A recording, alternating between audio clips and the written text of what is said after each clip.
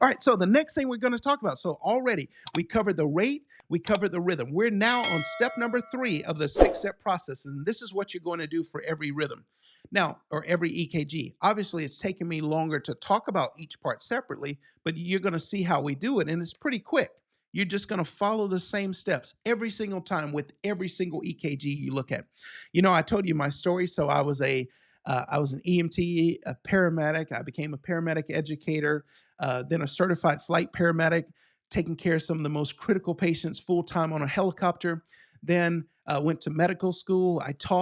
I created the EKG workshop in my medical school and taught it to my peers. I taught several hundred of my peers. I remember that last semester of basic sciences, I taught, it was like 125 people in the class. So the reason I'm telling you that is over my career, that's now spanning about 2 decades, I've looked at thousands. I've interpreted over 10,000 EKGs.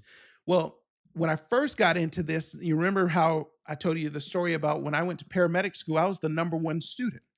But despite being number 1, that just meant I tested well, I did well academically.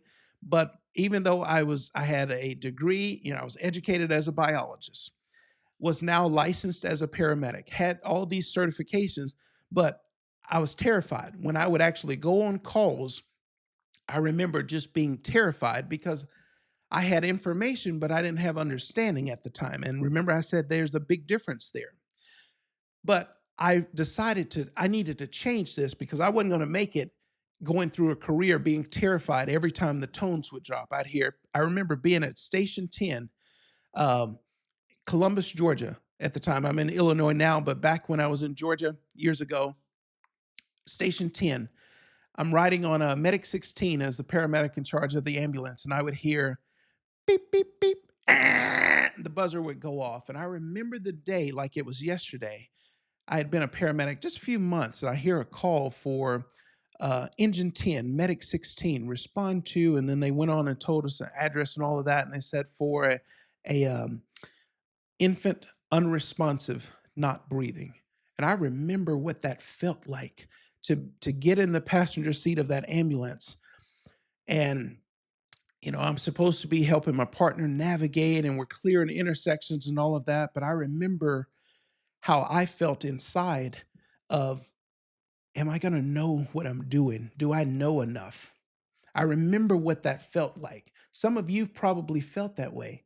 Maybe your knowledge is not where it needs to be. That's why you're here, though. That's why you're learning with me. That's why you're going to keep learning with me, because you don't want to be like some of those providers who, yes, there are many providers who have your same degree, your same education. They have your same credentials, your same licensure level, but you don't want them taking care of you. But we want to change that. We want to improve access for everybody. And remember, access is not just proximity, but access is also competence. Okay. And we want to have that competency to make sure we know what we're doing. So, what I started doing though is when I would be between calls, some days were just crazy. But I remember between calls, a lot of times after we'd eat and all of that, I would just go to my room, close the door because I didn't want anybody to see what was happening. What was going on is I would actually be there. I'd take off my boots. I would just lay across the bed and I would be just studying like a chapter every single shift. And I did this for years because I wanted to be really knowledgeable. I really wanted to know what I was doing. But by me getting more knowledge, by me investing in myself, what that led to is I would go on, for instance, to critical care school and become a flight paramedic and go to medical school. The reason I was able to have all those additional opportunities is because I kept going up with my knowledge. I kept studying. I kept investing in myself. I want you to do the exact same thing. Okay. So initially, I didn't have a system, but now I have a system that I followed for 2 decades, and that's what I'm teaching you today.